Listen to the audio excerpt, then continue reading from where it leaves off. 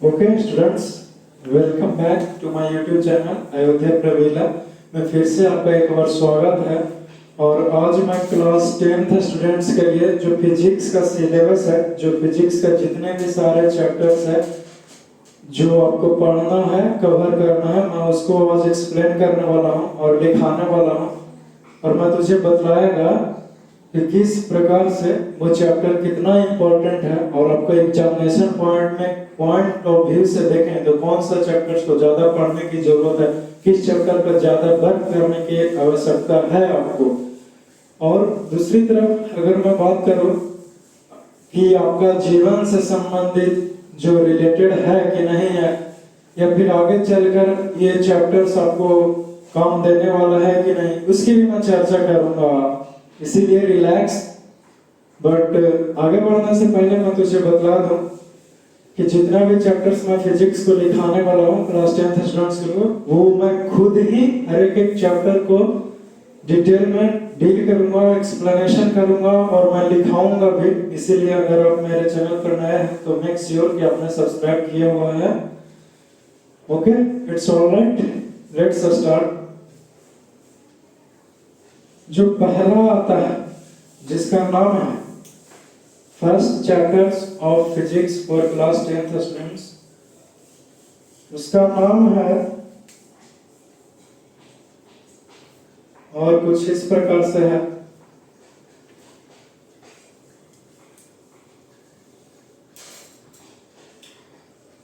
Chapter first, and the name of the chapter is electricity.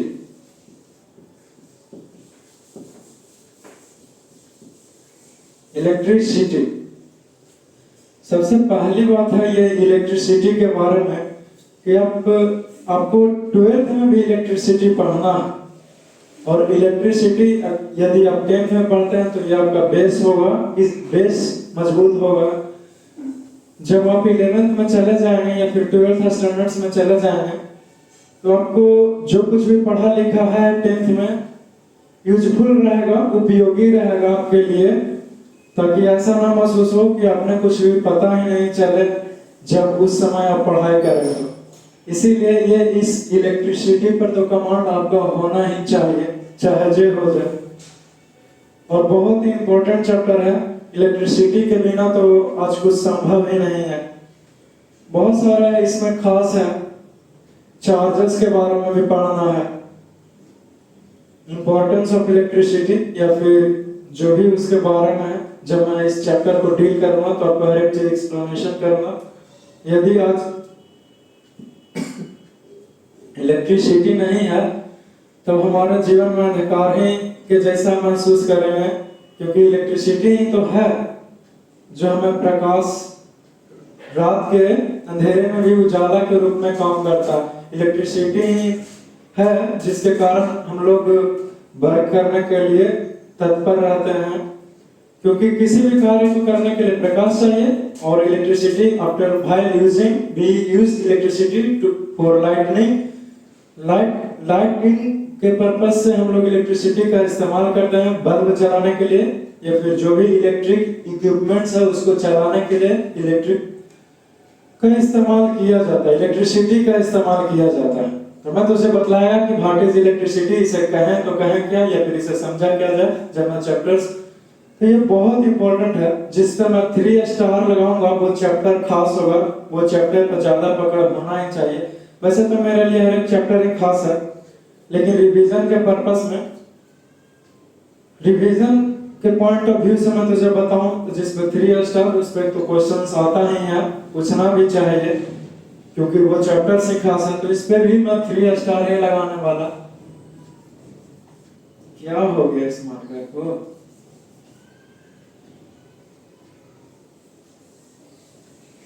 इससे अक्सर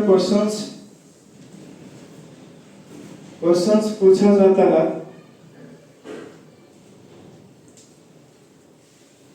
तो इसीलिए मैंने इस पे 3 स्टार लगा दिया है, ताकि आप इस चैप्टर को अच्छे से और ध्यान से पढ़ाई कीजिएगा। आपका जो नेक्स्ट चैप्टर आता है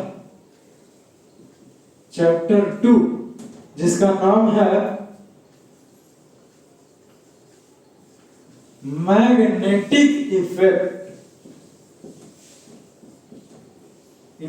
ऑफ इसका करंट का मैग्नेटिक इफेक्ट तो है, लेकिन किसका है? करंट का। मैग्नेट आपका कुछ भी नहीं करना चाहता है, जो भी इफेक्ट दिखाएगा वो करंट ही दिखाएगा। करंट ही हर एक चीज करने वाला है इस चैप्टर में, लेकिन पावर वोल्टेज का इफेक्ट नहीं दिखाने वाला कि मेरे पास कितना वोल्टेज है या फिर कितना करंट फैला सकता है। मैग्नेटिक प्रॉपर्टी शो करना चाहता है। इलेक्ट्रोमैग्नेट की भी चर्चा होगी, सोलेनॉइड वगैरह सब में टाइप्स ऑफ मैग्नेट भी आपको बताया जाएगा। मैग्नेटिक इफेक्ट ऑफ करंट यानी कि विद्युतीय धारा का चुंबकीय प्रभाव क्या होगा, उसके बारे में डिस्कशन करूंगा। इलेक्ट्रिसिटी वही हुआ, विद्युत धारा। आपका जो नेक्स्ट चैप्टर आता है जिसका नाम है चैप्टर 3 सोर्सेस ऑफ एनर्जी। ज्यादा तो चैप्टर कुछ होगा नहीं, सोर्सेस ऑफ एनर्जी है। तब सोर्सेस ऑफ एनर्जी में आप क्या पढ़ेंगे उसकी मैं कुछ डिस्कशन कर लें। सोर्सेस ऑफ एनर्जी में हम लोग ये सीखेंगे, जानेंगे कि जो इलेक्ट्रिसिटी है या फिर जो एनर्जी का माध्यम है वो कहां से प्राप्त कर सकते हैं। From where we get energy. Coal, petroleum, ये सारे चीजों का इस्तेमाल करके आज हम लोग एनर्जी को प्राप्त करते हैं, चाहे हीट के पर्पस में हो या फिर इलेक्ट्रिसिटी के पर्पस में हो। ये भी तो एक प्रकार का एनर्जी ही है। यही सारे tidal energy, geothermal energy, wind energy बहुत सारे होते हैं।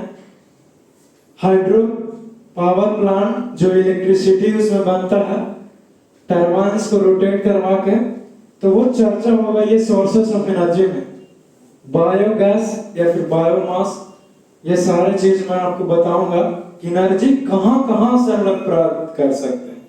From where we get energy, उसका सोर्स क्या है, उसका साधन क्या है, ये मैं तुझे बतलाएगा, सिखलाएगा। इसीलिए जस्ट रिलैक्स, मैं खुद ही इस चैप्टर को पढ़ाऊंगा, वो भी हर एक चीज एक्सप्लेन करूंगा और लिखाऊंगा भी, ताकि आप समझे भी और नोट्स भी तैयारी हो जाए। It's all right. Next chapter आता है जिसका नाम है, देखिए क्या नाम है,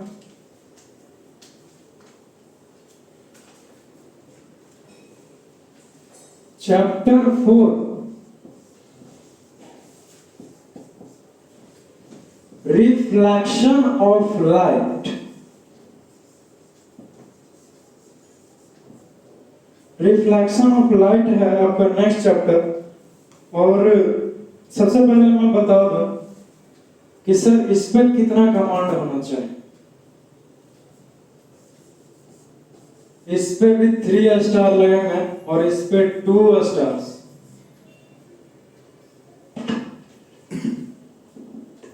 ये जो मैं स्टार मार रहा हूं, सबसे पहले मैं तुझे बतला दूं कि जब ये रिवीजन के समय में कौन सा चैप्टर पर कितना फोकस रहना है वो मैं तुझे डिस्कशन करवा रहा हूं।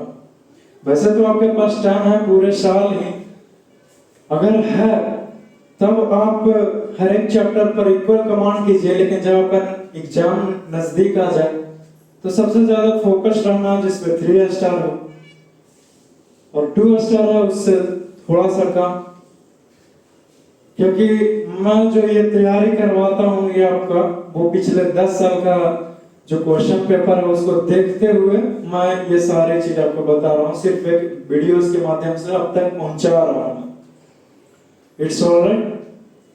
ये रिफ्लेक्शन ऑफ लाइट यानी कि लाइट का रिफ्लेक्शन होगा। रिफ्लेक्शन का मतलब होता है किसी भी चीज को टकराना और टकरा करके वापस चलाना, यानी कि आई टकराई और चली गई, रहेगा नहीं, आएगा, लाइट आएगा, टकराएगा भी, लेकिन चला जाएगा, रुकेगा नहीं, रुकेगा नहीं।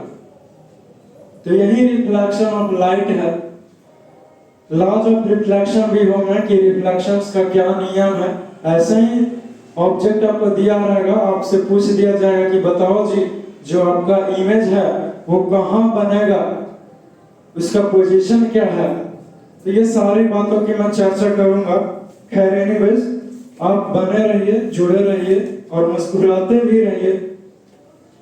जैसे कि मैं हर बार बोलता हूँ आपसे, जो नेक्स्ट चैप्टर है उसका नाम है चैप्टर 5 में प्रोसीड कर चुके हैं,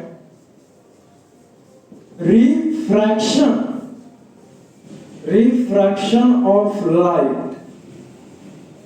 रिफ्रैक्शन ऑफ लाइट अलग हुआ सर ये रिफ्लेक्शन ऑफ लाइट से? जी हाँ, बिल्कुल हुआ।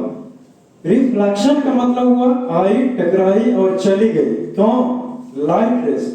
लेकिन ये रिफ्रैक्शन का मतलब हुआ आएगा तो जरूर, टकराएगा भी, लेकिन उसके पार चला जाएगा। जैसे मेरे पास ये बुक्स है, आएगा टकराएगा और कुछ उस साइड चला जाए तो ये रिफ्रैक्शन कहलाता है। इसमें भी कुछ रूल्स होंगे, नियम कायदे हर एक जगह बंधा हुआ है, बना हुआ है, क्योंकि सीमा दायरे में रहकर हर एक कार्य किया जाए तो बहुत अच्छा बात है, अच्छी बात है। आपका नेक्स्ट चैप्टर है जिसका नाम है चैप्टर 6 और and your last chapter of physics for class 10th students, जिसका नाम है द ह्यूमन आई एंड, क्या लिखा हो, कलरफुल वर्ल्ड।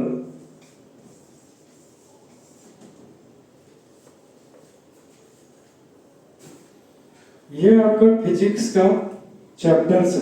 रिलैक्स, मैं स्टार मार्क लगाता हूं इस पे, मुझे पता है आप क्या क्या सोच सकते हैं। The human I and the colourful world, ये चैप्टर बहुत अपने आप में ही इंटरेस्टिंग है, क्योंकि हम लोग आई के बारे में जानेंगे कि क्या कॉर्निया है, क्या लेंस है, क्या रेटिना है। इसके बारे में मैं डिस्कशन करूंगा। या फिर किसी को दूर दृष्टि दोष है, या फिर इसका मतलब हुआ, इसका अर्थ है कि दूर की ऑब्जेक्ट वस्तु नहीं दिखता, तो उसके लिए कौन सा लेंस का इस्तेमाल करेंगे वो भी मैं बताऊंगा, कैसा चश्मा होगा। मैग्नीफिकेशन है, इमेज वगैरह कि रेटिना पर कहां बनेगा कि नहीं बनेगा, ये सारी बातों की चर्चा होगी। आपको सिलेरी मसल्स क्या होता है, बहुत कुछ खास है इस चैप्टर में। कभी कभी दे देता है कि मायोपिया क्या है, हाइपर मायोपिया क्या है, या फिर प्रेस मायोपिया भी होता है, और भी होते हैं। तो मैं ही पढ़ाऊंगा इस चैप्टर को, सारे चैप्टर्स को मैं ही डील करने वाला। बस आप मुझसे जुड़े रहिए, बने रहिए। हाँ, टाइम लग जाएगा कभी कभी, क्योंकि शायद मैं और क्लासेस पर वर्क करूं तो ये चैप्टर्स आने में देर हो जाए, लेकिन but relax and cool down. अब बात कर लें ये रिफ्लेक्शन ऑफ लाइट का कि ये कितना इंपॉर्टेंट है। तो खास तो है ही, खास तो है ही। ये इसमें मैंने 3 स्टार लगाया आपको पढ़ने के लिए, लेकिन एग्जामिनेशन पॉइंट ऑफ व्यू के लिए मैं 2 स्टार लगाता। एग्जामिनेशन पॉइंट ऑफ व्यू से इस side examination point of view के आधार पर मैं रैंकिंग कर रहा हूं कि किस चैप्टर पर कितना कमांड होना चाहिए, और इस पे मैं कह रहा हूं कि सारे चैप्टर्स पर इक्वल कमांड होना चाहिए। लेकिन जब आपके पास टाइम कम हो, रिवीजन का वक्त आए, तब आप इसके आधार से चलिए, तो गाड़ी एक्सीडेंट करने की कोई संभावना है ये नहीं है। It's alright. Reflection of light, ये आपका लाइट जो है कभी पीछा नहीं छोड़ने वाला, और आपको 12th में भी बहुत बड़ा चैप्टर है लाइट का जो पढ़ना है। लेकिन एग्जामिनेशन पॉइंट ऑफ व्यू की बातें कर तो अक्सर इससे क्वेश्चन आता है रिफ्लेक्शन ऑफ लाइट से, लेकिन रिफ्रैक्शन से थोड़ा कुछ कम ही रहता है, और इससे कुछ कम ही रहता है। इतनी सारी बातें हुई। रिफ्रैक्शन ऑफ लाइट ये भी इससे भी रहेगा, आपको दे देगा कि बताइए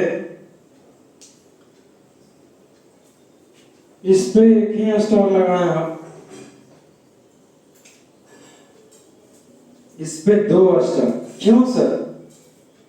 है एक ही चैप्टर लेकिन आपको अलग अलग करके मैंने लिखाया है ताकि आपको सुविधा हो जानने में, पहचानने में कि कौन सा चैप्टर में क्या पढ़ना है, क्या नहीं पढ़ना। ये human I and the colourful world इसलिए इंपॉर्टेंट है क्योंकि इसमें दिया गया है स्काई के बारे में कि हमारा स्काई जो है कभी ब्लू क्यों दिखता है, रेड क्यों दिखता है, सन डूबते वक्त रेड कलर का क्यों दिखता है, और उगते वक्त भी सनराइज के समय में भी रेड कलर का दिखेगा क्योंकि स्काई ब्लू क्यों है। इसी सारी बातों पे डिस्कशन हुआ है। और आपसे पूछ दिया कि रात में तारे जो हैं वो क्यों टिमटिमाते हैं, ट्विंकलिंग ऑफ द स्टार्स क्यों होता है? तो रिफ्रैक्शन ऑफ लाइट के कारण ही होता है। या फिर और दिया हुआ है रेनबो क्यों बन रहा है आसमान में, रिफ्रैक्शन ऑफ लाइट के चलते। प्रिज्म के बारे में दिया हुआ होगा, रिफ्रैक्शन ऑफ लाइट में पढ़ना है, प्रिज्म वगैरह सब। और भी बहुत कुछ है और ये सारे चैप्टर्स मैं लेके आऊंगा। और इतना ही है 10th में आपका टोटल 6 चैप्टर्स हैं, समझ रहे हैं? और 6 चैप्टर ही इंपॉर्टेंट है, लेकिन जब कम समय रहे तो इस रैंकिंग के आधार पर पढ़ाई कीजिए। लेकिन जब आपके पास समय है तो हर एक चैप्टर्स के ऊपर बेहतरीन ढंग से कमांड होना चाहिए सर, इसमें कोई शक नहीं है। क्योंकि मैं तो पिछले 10 साल का डाटा कलेक्शन करके आपको बतला रहा हूँ, शायद पलटी मार दे बोर्ड वाला, क्योंकि मैं क्वेश्चन को सिलेक्ट नहीं किया है, मुझे कुछ मेरे पास है जिसके आधार पर आपको बताया जा रहा है, सिखलाया जा रहा है। आई होप आप समझ पाए होंगे कि 10th क्लास का जो फिजिक्स है वो क्या क्या पढ़ना है और क्या क्या नहीं पढ़ना। यदि ये वीडियोस अच्छा लगा हो लेक्चर तो इसे लाइक जरूर कीजिएगा और आपके जितने भी दोस्त हों, जो करीबी दोस्त, उसके पास भी पहुंचाइए ताकि उसे भी पता चले कि क्या इंपॉर्टेंट चीजें हैं, क्या इंपॉर्टेंट चैप्टर्स है। क्योंकि पढ़ाई भी सही डायरेक्शन में किया जाए ना, तभी मार्क्स ज्यादा आता है एग्जामिनेशन में, जिस चैप्टर पर कमांड रहेगा। ओके, फिर से मिलते हैं कोई नेक्स्ट लेक्चर में, नेक्स्ट क्लासेस में। तब तक के लिए बने रहिए, जुड़े रहिए और मुस्कुराते रहिए। Enjoy your day and have a nice day.